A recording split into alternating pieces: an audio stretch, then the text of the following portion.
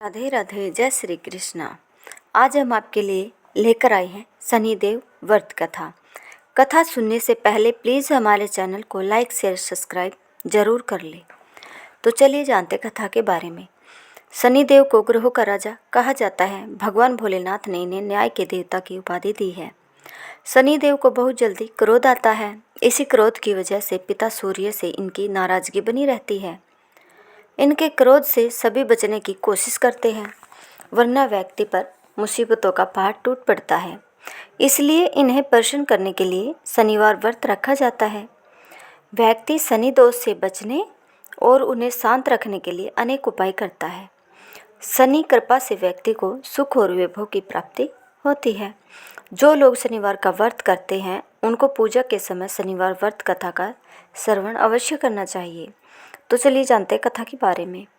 एक बार सभी 9 ग्रहों सूर्य, चंद्र, मंगल, बुध, बृहस्पति, शुक्र, शनि, राहु और केतु में बहस हो गई। कौन सबसे बड़ा है। आपस में लड़ने के बाद सभी देवराज इंद्र के पास पहुंच गए। इंद्र असमंजस की स्थिति में निर्णय नहीं दे पाए, परंतु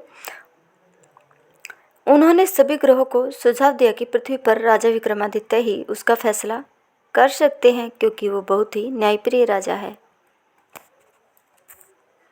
सभी पृथ्वी पर राजा विक्रमादित्य के पास पहुंच गए और अपने आने का कारण बताया। राजा उनकी समस्या को सुनकर बहुत परेशान हो गए। उनका चिंतित होना लाजमी था, क्योंकि जिसको भी किसी से छोटा बताया तो वही गुस्सा कर जाएगा। राजा के काफ़ी सोच विचार के बाद उन्हें एक उपाय सूझा। उन्होंने सुवर्ण, रजत, कांस्य, पीतल, सीसा, रांगा, जस्ता, आभ्रक और लोह से 9 सिंहासन का निर्माण करवाया। उन्हें उपयुक्त क्रम में रखवा दिया गया। सबसे निवेदन किया गया कि क्रमानुसार सिंहासन पर आसन ग्रहण करे। शर्त रखी गई कि जो सबसे अंतिम में सिंहासन पर आसन ग्रहण करेगा वही सबसे छोटा माना जाएगा, जिसकी वजह से शनिदेव सबसे बाद में आसन प्राप्त कर सके और सबसे छोटे कहलाए। क्रोध के आवेश में आकर शनिदेव ने सोचा कि राजा ने यह सब जानबूझकर किया है। कुपित होकर राजा से कहा कि राजा, तू मुझे नहीं जानता।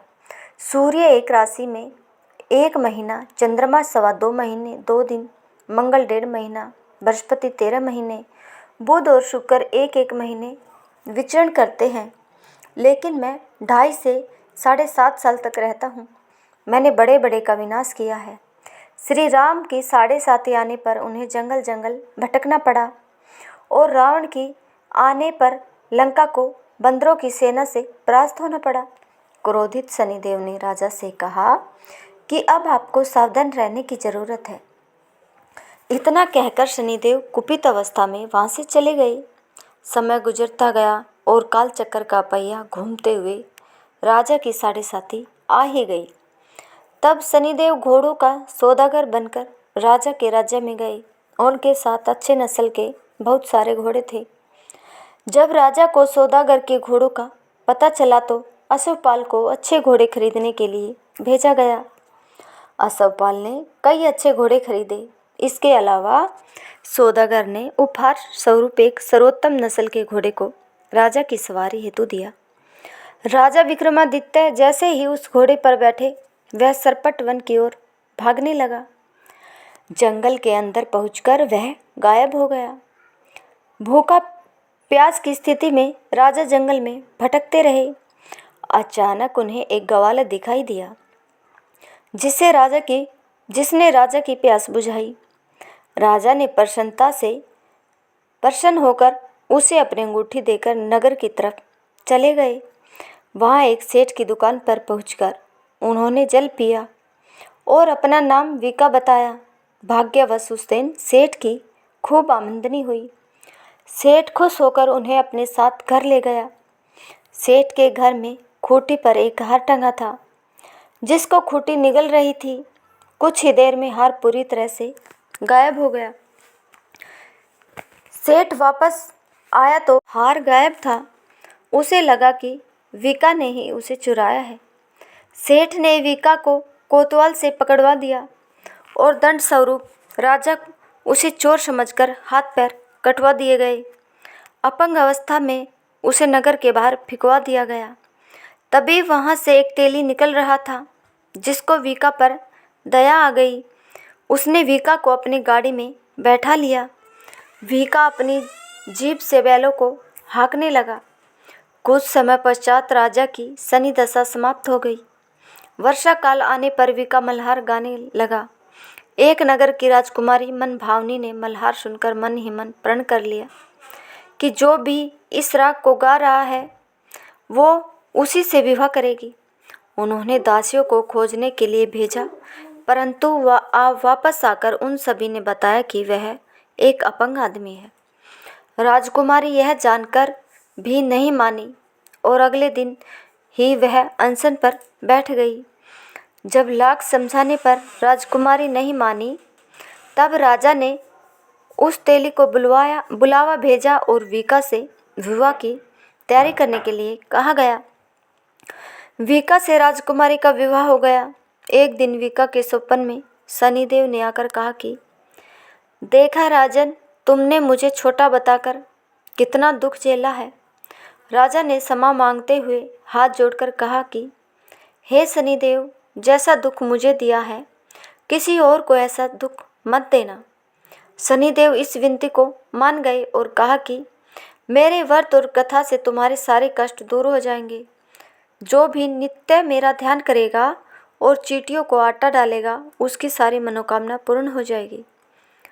शनिदेव ने राजा को हाथ पैर भी वापस कर दिए। दूसरे दिन जब सुबह राजकुमारी की आँख खुली तो वह आश्चर्यचकित हो गई। वीका ने मन भावनी को बताया कि वह उज्जैन का राजा विक्रमादित्य है। मन भावनी खुशी से फूले नहीं समा रही थी। राजा और नगरवासी सभी अत्यंत प्रसन्न हुए। सेठ ने जब यह सुना तो वह पैरों पर गिरकर क्षमा मांगने लगा। राजा ने कहा कि यह सब शनिदेव के कोप के प्रभाव था और इसमें किसी का कोई दोष नहीं है। सेठ ने निवेदन करते हुए कहा कि मुझे शांति तभी मिलेगी जब आप मेरे घर चलकर भोजन करेंगे। सेठ ने कई प्रकार के व्यंजनों से राजा का सत्कार किया। जब राजा भोजन कर रहे थे तभी जो खूंटी हार निगल गई थी वही अब उसे उगल रही थी। सेठ ने अनेक मोहरे देकर राजा का धन्यवाद किया और अपनी कन्या श्री कौरी से पाणी ग्रहण का निवेदन किया। राजा ने सहसर स्वीकार कर लिया। राजा अपनी दोनों रानियों मन भावनी और श्री कौरी को लेकर उज्जैन नगरी लौट आए। सारे नगर में दीपमाला और खुशी मनाई। राजा ने घोषणा करते हुए कहा कि मैंने शनिदेव को सबसे छोटा बताया था, लेकिन असल में वही सर्वोपरि है।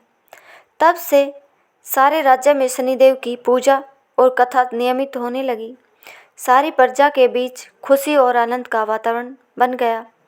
शनिदेव के व्रत की कथा को जो भी सुनता या पढ़ता है उसके सारे दुख दूर हो जाते हैं। बोलो जय शनिदेव। अगर आपको हमारी यह कथा पसंद आई हो तो प्लीज़ हमारे चैनल को लाइक शेयर सब्सक्राइब ज़रूर करें। धन्यवाद सभी का।